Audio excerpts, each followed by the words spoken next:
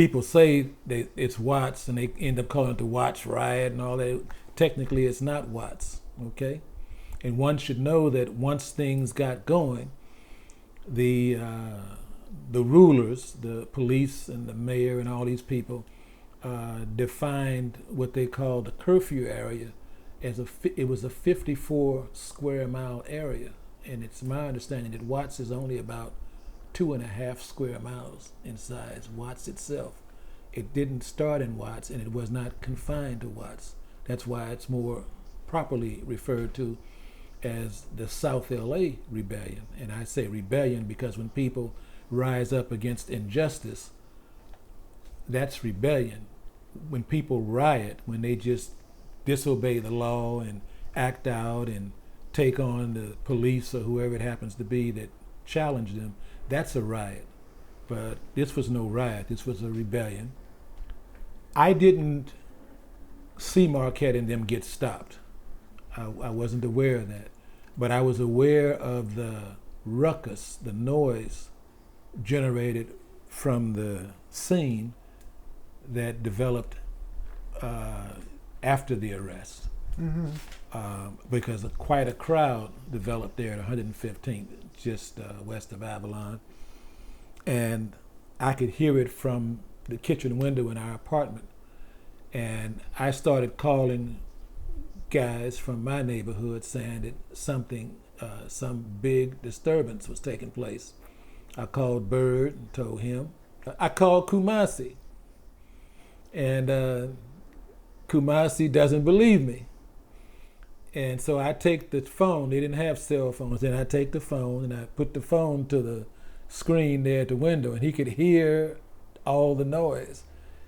And he said, "Now I believe you." I said, "Yeah, I told you. It's quite a crowd, and it's something really developing, and it's big, man.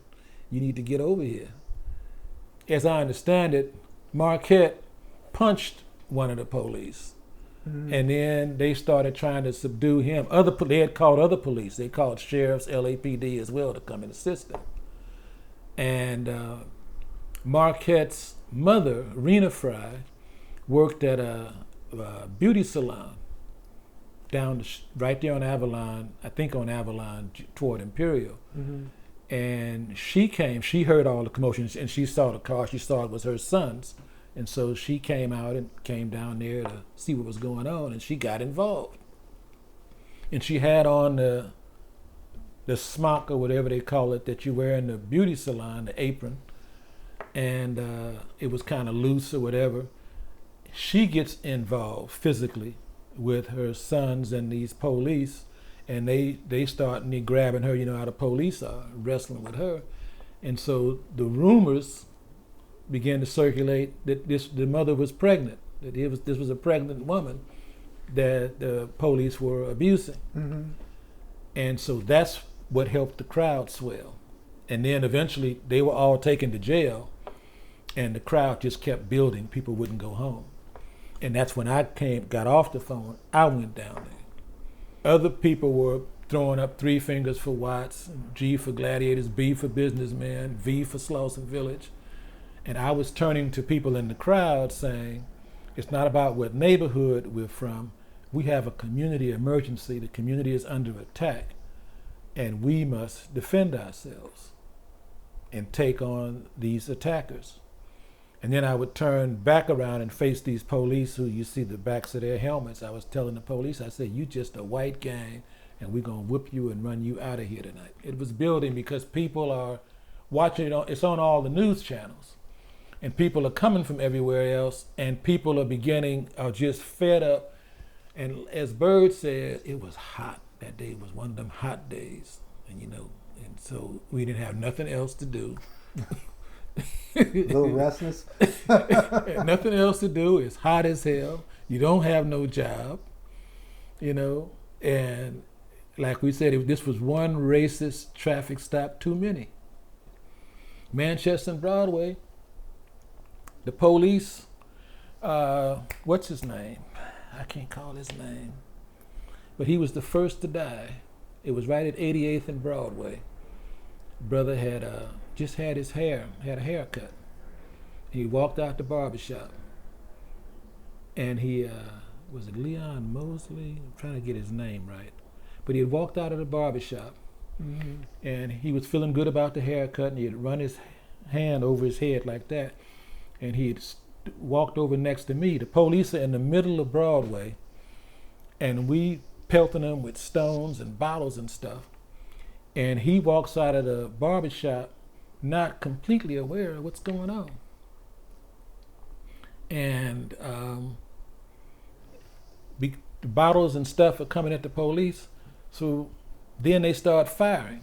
And at first I'm thinking they shooting in the air.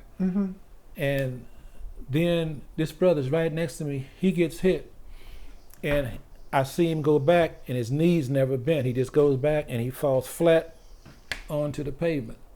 And I said, damn, they're actually shooting at us. And they said he was the first to die.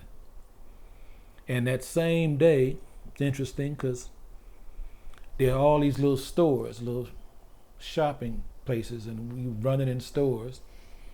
And Cy Amber, I don't know if you may be not old enough. There was one of the stores was Cy Amber. It used to sell little nice little stuff for guys and stuff. But anyway, a guy was running out of one of the stores, brother, and he got an arm full of hats. He done took all these hats and some other stuff. And he's running, and the police are running up the sidewalk, and they chasing him. And they grab him. And when they grab him, he lets go all his load. And just as before his load even hits the ground, I'm running up behind him. I scoop it up. And when I grab it, they grab me. And I go down. And they handcuff me and lead me out in the middle of the street with a chain running through my handcuffs and about 10 other guys. They got us on a chain cuff, and they got us in the middle of the street, and we standing there by their cars, and they done took up all these positions. They still getting pelted by the crowd. And they get an order on the radio to abandon that position and take up a position somewhere else. So they come back down where we are with a key, and they taking the cuffs off. And I said, I'll be damned. And they took the cuffs off, and they said, you can go. And I had parked my car down there where Sops is, right there on Manchester, and I went down and got my hoopty and got on. But it was just a lot of experiences. I ended up going to a lot of the funerals, for people who were killed. And most of the people, a good number of the people, were intoxicated, shot through the back, shot for not obeying an order to stop when they at one of the posts where the police and military had set up and so on. But the uprising was a hell of a thing. Joe Nelson Bridget, who was it's said to be the 22nd person to die in the uprising. He was 22 years old. He's Bird's cousin. But Joe Nelson Bridget was in a store on Florence and Miramonte. There's a drugstore or whatever it was. And he went out with a pistol in both hands, firing at sheriffs because they had surrounded the place and ordered everybody inside, these shadowy figures that they could see that come out with their hands up. And he come out like Butch Cassidy and the Sundance Kid, and he wounded, I think, at least one, maybe two sheriffs, and they literally cut him in half with a shotgun blast. But he went out. He was the most, probably the most heroic figure to die during the uprising. So when we do Watts Rebellion commemorations, we used to do them every year after the uprising.